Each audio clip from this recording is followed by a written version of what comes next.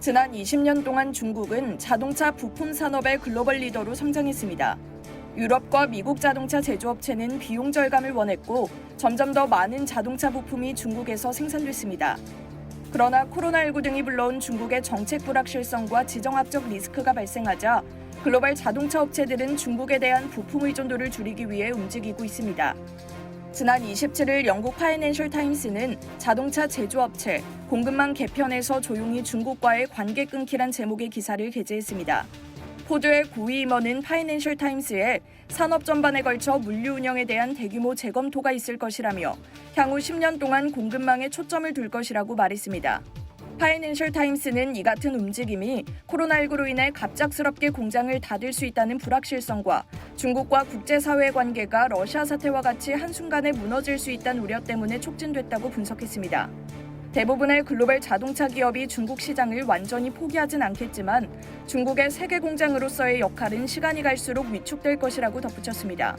일본 자동차 업체도 일부 부품의 생산을 일본으로 이전하고 있는데요. 일본은 유럽이나 미국보다 중국 의존도가 낮음에도 불구하고 더 의존도를 줄이기 시작한 겁니다.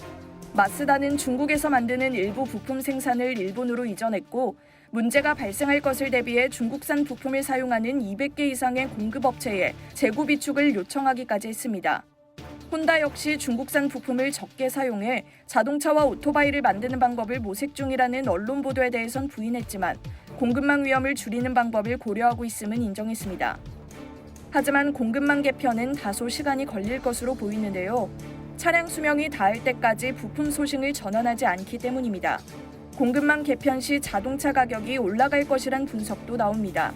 한 컨설턴트는 파이낸셜 타임스에 중국에서 멀어질수록 인건비와 재료비 모두 상승할 것이라고 말했습니다. 이는 곧 자동차 제조업체가 다른 곳에서 비용을 절감해야 함을 의미한다고 파이낸셜 타임스는 밝혔습니다.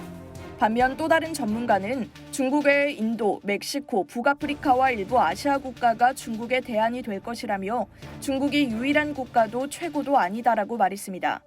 자동차 제조업체는 공급망이 무너지는 것을 막기 위해 비용이 우선이 아닌 안정적인 공급망 유지에 초점을 맞추고 있다고 파이낸셜 타임스는 설명했습니다. 마쓰다의 모로 마시히로 전무는 더 이상 비용이 우선인 시대가 아니다라며 지금 당장은 안정적인 부품 조달을 위해 공급망의 견고함을 고려해야 한다고 말했습니다. 이상 여의도 튜브였습니다.